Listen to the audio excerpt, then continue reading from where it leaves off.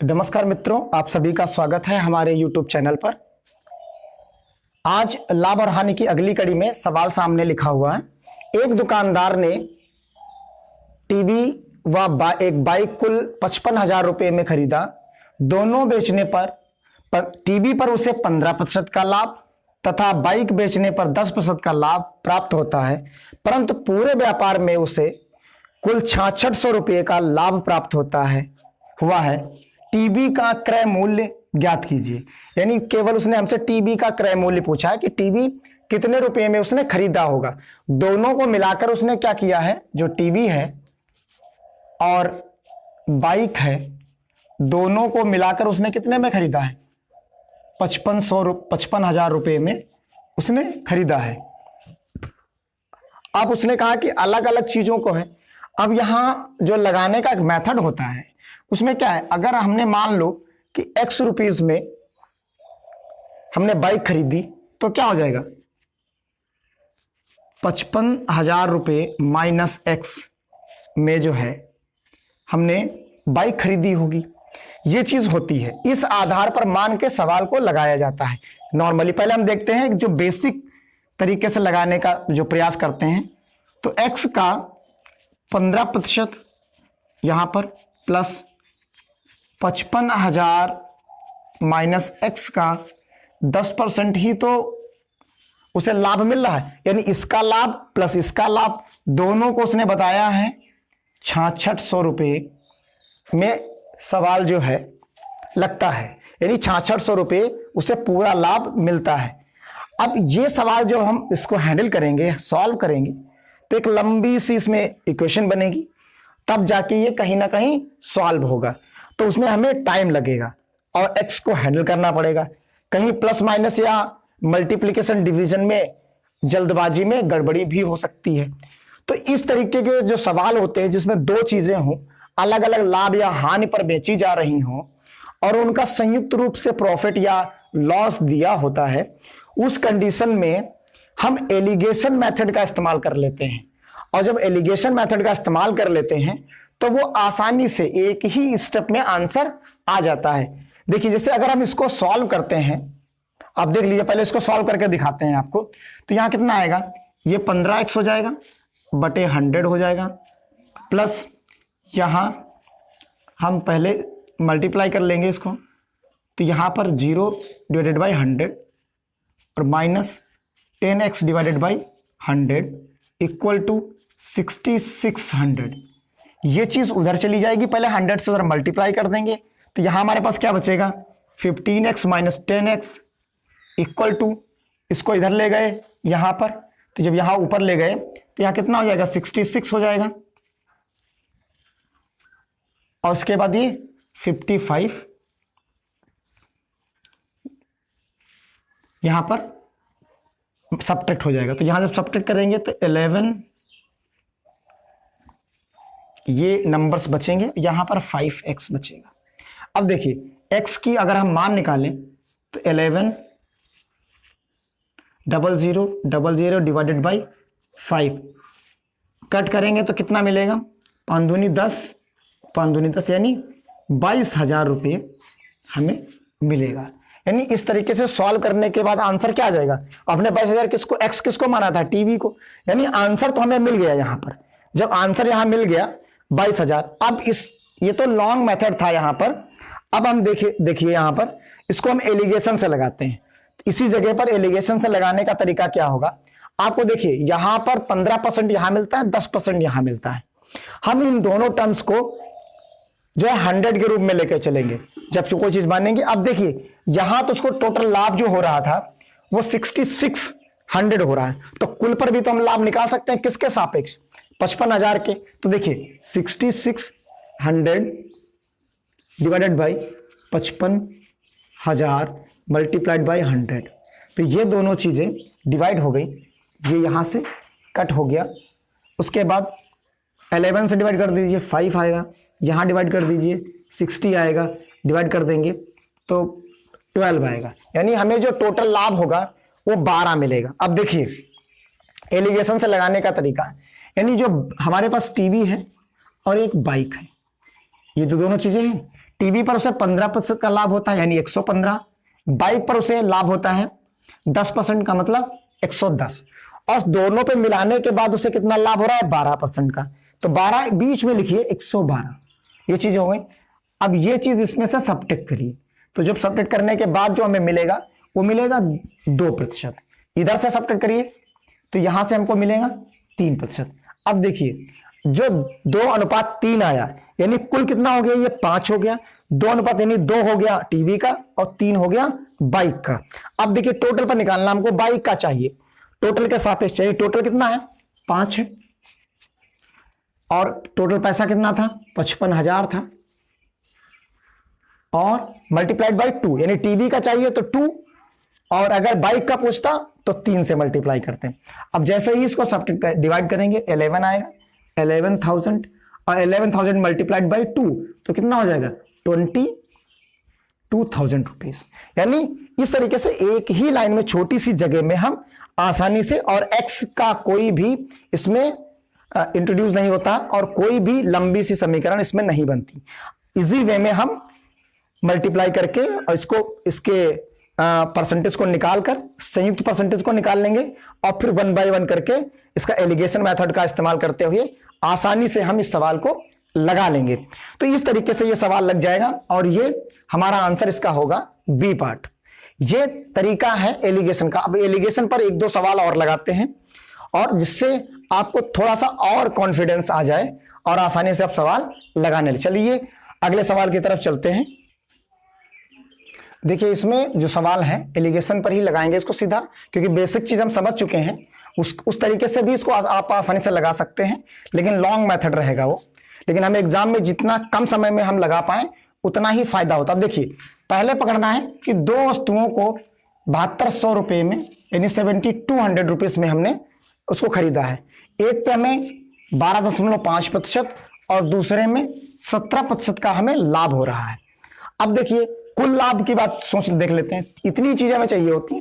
कुल लाभ 1080 रुपए है, तो दूसरी वस्तु का हमें क्रय मूल्य चाहिए होगा। तो जो पहली वस्तु है और एक दूसरी वस्तु है, तो पहली वस्तु हमें कितना मिल रहा है 12% का यानी 112.5%, दूसरे पे 17 तो 117%। ये चीज बात हो गई। अब हमें चाहिए बीच का यानी जो इनका औसत है, तो औसत के लिए हम क्या करें, यहां निकाल लेते हैं। 7200 है और टोटल कितना हो रहा है 1080 हो रहा है, मल्टीप्लाइड बाय 100। ये चीज हम मल्टीप्लाई कर लिए। अब यहां पर देखिए इसको डिवाइड कर लेते हैं, तो यहाँ 36 आ जाएगा, यहाँ 5 आ जाएगा, 4 और 0, फिर यहाँ पर 18 दूना 36, 18 3 54 और ये 15, यानी यहाँ 15% आ जाता है, तो यानी 115 हो जाएगा प्रतिशत। अब देखिए इसको डिवाइड करेंगे, यहाँ सब्ट्रैक्ट कर लेंगे, कितना मिलेगा 2% मिल जाएगा इस जगह पर। इधर से आएंगे तो यहाँ 2.5% हमें मिल जाएगा। अब देखिए ये तो चीजें हमें मिल गई, दोनों का अंतर है। अब यहाँ पर परसेंटेज हटा के, और क्योंकि यहाँ डेसिमल आ रहा है तो डेसिमल की जगह पर हम क्या कर सकते हैं, हटाने के लिए 10 से मल्टीप्लाई कर दीजिए, यहाँ 20 आ जाएगा, यहाँ 25 आ जाएगा। अब इनका अनुपात निकाल लेते हैं। देखिए तो यहाँ 4 हो जाएगा, यहाँ 5 हो जाएगा, यानी 4:5 में। तो हमसे पूछा क्या है, सेकंड वाला आइटम पूछा है, तो टोटल तो हमारे पास 9 हो गया, यानी 7200 9 और सेकंड आइटम यानी 5, तो 9 8 72 और ये हुआ 800, 8 पंचे 40, यानी 4000 रुपये जो है हमारा आंसर आ जाएगा। तो इस तरीके से हम बहुत आसानी से और बहुत जल्दी ही इस तरीके के सवाल को लगा सकते हैं। चलते हैं अगले सवाल की तरफ। देखिए अब अगला सवाल है, थोड़ा सा इसमें हमने चेंज किया है, पहले ही बता रहे हैं, चेंज है इसमें थोड़ा सा। दुकानदार एक मेज व एक कुर्सी 3500 रुपए में खरीदता है, जिसमें उससे मेज पर 10% का लाभ 10% का लाभ हो रहा है, और यहां कुर्सी पर उसे 4% की हानि हो रही है, पर बेचना पड़ता है, परंतु उसे पूरे व्यापार में 70 रुपए का लाभ हो जाता है। अब इस स्थिति में मेज का क्रय मूल्य चाहिए। अब देखिए एलिगेशन में आएंगे तो एक तरफ हमारे पास क्या है, मेज है यानी टेबल मान लेते हैं, दूसरी तरफ कुर्सी यानी चेयर मान लेते हैं, इसको सी लिख देते हैं। और जब हमें मेज पर 10% का लाभ होता है यानी 110 हो गया, और जब 4% की उसे हानि हो गई तो यानी घटा दीजिए तो 96 हो गया। यानी 100 में जब लाभ होगा तो ऐड कर देंगे और जब हानि होगी तो हम उसे माइनस कर देंगे, तो यानी 96 हो गया। अब उसने कहा कि पूरे पर 70 रुपीज का उसे बेनिफिट हो रहा है, तो यानी 70 रुपीज किसके सापेक्ष, टोटल के 3500 गुणे 100, 7 25 35 5 दूनी 10, ये आ जाएगा यानी 2%, यानी 102 आ रहा है। यानी 2% का उसे क्या होगा, यहां पर लाभ हो रहा है। पूरे व्यापार में उसे 2% का लाभ हुआ, तो यानी क्या हुआ, यहां पर हमने निकाल दिया, आएगा जो हमारे पास वो 102 हो जाएगा। अब वही सेम चीज, दोनों का अंतर जो आएगा वो कितना आएगा, 6% का आएगा। यहां जो अंतर निकालेंगे हम, उस अंतर को हम क्या पाएंगे, यहां पर हमारे पास 8% का आ जाएगा। देखिए दोनों का जब अनुपात निकाल लेंगे तो 3 और यहां 4, ये हमारा अंतर आ जाता है। अब उसने हमसे पूछा क्या था, मेज का क्रय मूल्य। तो मेज का जो क्रय मूल्य है यानी जो टेबल का क्रय मूल्य हमारे पास है तो वो 3 है, 3 के रूप में हम लिखेंगे। तो यहाँ टोटल तो 7 आ गया, 4 और 3 7 हो गया, टोटल कितना है हमारे पास 35। और ये चीज तो बहुत छोटे बच्चे आसानी से इसको निकाल लेते हैं, इसमें आप सभी को भी कोई समस्या नहीं होगी कि कितना हम किस तरीके से इसको निकालें। 3 निकालना है यानी टेबल को निकालना है, तो यहाँ पर क्या आ जाएगा, 3 आ जाएगा, 7 25 35 आ जाएगा, यानी 500 हो जाएगा यहाँ पर, और 5 1500, यानी यहाँ आसानी से हम निकाल सकते हैं कि 1500 रुपये में उसने मेज खरीदी होगी। अगर वो अभी चेयर की बात करता तो चेयर क्या करते हम, यहाँ पर मल्टीप्लाई कर देते, किससे, इसी को चाहे सपरेट कर दो इसमें से तो 2000 की पड़ जाएगी। और अगर वो जो है अलग से निकालना चाहो तो यहाँ मल्टीप्लाइड बाय 4 हो जाएगा। दोनों तरीके से हम इसमें निकाल सकते हैं। अब चलते हैं अगले सवाल की तरफ। देखिए इसमें एक सवाल है छोटा सा, अब इसमें थोड़ा सा मेथड अलग हो जाएगा।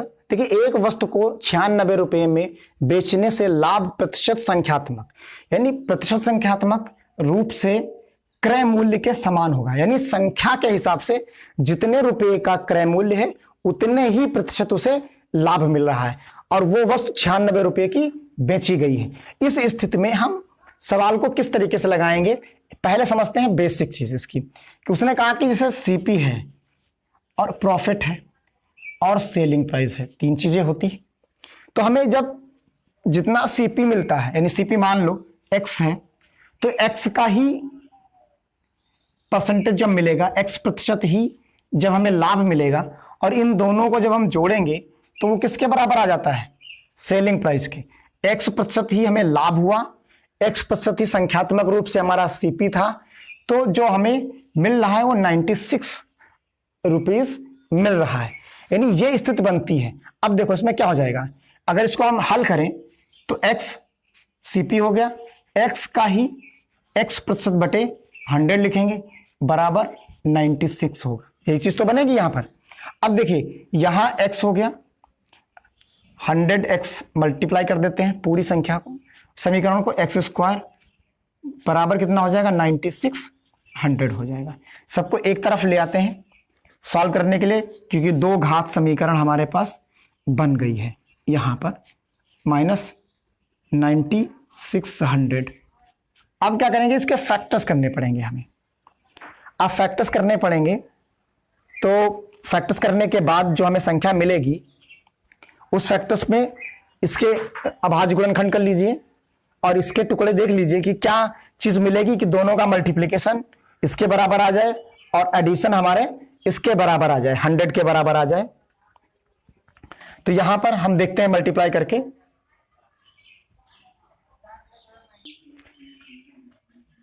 देखिए इसमें क्या है कि इसके फैक्टर्स निकालने हैं, तो x square plus 160x minus 60x minus 9600 ये बनेगा। अब इसमें क्या करना है, कॉमन ले लेना है, जैसे नॉर्मली सॉल्व करते हैं, x प्लस 160 माइनस 60, यहाँ x minus x plus 160 equal to 0। यहाँ आएगा x माइनस 60 और एक आ जाएगा यहाँ पर x प्लस 160 इक्वल टू 0। यहाँ x इक्वल टू हमें मिलेगा 60 और दूसरा मिल जाएगा x इक्वल टू माइनस 160। तो ये आंसर हमारा गलत हो जाएगा और ये आंसर सही हो जाएगा, यानी जो इसका आंसर आएगा वो ये आ जाएगा। अब आप देखिए, चेक करना है, क्रॉस चेक करना है इसको, तो क्या करें 60, देखिए अभी इस जगह पर क्या आप चेक कर सकते हैं, जैसे 60 है और 60 का ही 60% क्या मिलेगा आपको, यहां पर आएगा, ये तो 60 रुपीज हो गया, प्लस यहां ऐड करेंगे तो 36 हो जाएगा, दोनों को ऐड करेंगे 96 हो जाएगा। यानी जो आंसर हमारा सेलिंग प्राइस आ रहा है वो कितना आ रहा है 90, यानी 60 का ही 60% जब हम निकालेंगे प्रॉफिट, तो जो सेलिंग प्राइस मिलेगा वो हमें 96 मिल जाएगा। इस तरीके से इसको हम लगाते हैं। ये तो हमारा बेसिक चीज हो गई। अब अगर हम शॉर्ट तरीके से लगाएं तो इन सारे चीजों को लगाने के लिए एक चीज हमने सिखाई है पिछले वीडियो में कि वर्गमूल, ये किस संख्या का वर्गमूल है। अगर आप ये फाइंड आउट कर लीजिए तो आसानी से सवाल को लगा लेंगे। और वर्गमूल निकालने का तरीका हमने बताया है। देखिए ये दो चीजों का हो सकता है, जो आखिरी में 6 आता है, या तो 4 के आता है यानी 4 चक्कू 16 यानी 4 में आएगा, या फिर क्या आएगा 36 यानी 6 में आएगा। ये दो चीजें हो सकती हैं। अब यहां चेंज बस इतना करना है कि जो ये 4 और 60 आया है ये नई संख्याएं नहीं हो सकती, तो इसके लिए क्या है, एक 0 इसमें बढ़ा लेते हैं इस संख्या के हिसाब से। तो या तो 40 हो सकता है या तो 60 हो सकता है, दो ही कंडीशन हो सकती हैं, 40 की या 60 की। अब देखिए आपके पास एकदम आंसर दिया हुआ है आपके पास, तो आंसर देने का मतलब 96 होना चाहिए, यानी यही तो हमारी कास्ट प्राइस हो सकती है, या तो ये कास्ट प्राइस हो सकती है, दो ही कास्ट प्राइस हो सकती है। अब उसने कहा कि 40 का 40% निकालना पड़ेगा, क्योंकि वही तो सवाल में कह रहा है संख्यात्मक रूप से। तो यहाँ 40 का 40% जब आप निकालोगे तो हमें क्या मिलेगा, 4 चक्कू 16 मिलेगा, यानी 16 और प्लस 40 आप जब जोड़ोगे तो हमें क्या मिलेगा 56 मिलेगा। यानी 56 तो आंसर हो नहीं सकता क्योंकि 96 है यहां पर, तो यानी ये चीज गलत हो गई। 60 यानी अब दो ही ऑप्शन थे तो उसमें से एक ही तो बच रहा 60, तो यानी आंसर हमारा क्या हो जाएगा 60। आप निकालना चाहे तो यहां निकाल सकते हैं 60 प्लस 60 का 60% आप ऐड करेंगे 36 आ जाएगा, और यहां क्या है आप देख लीजिए, जब ऐड करेंगे तो यहां हमें 96 रुपीज सेलिंग प्राइस मिल जाएगा। तो इस तरीके से आप लगा सकते हैं, लेकिन ये वहीं पर एप्लीकेबल होगा जिसका आसानी से हम स्क्वायर रूट निकाल सकते हैं।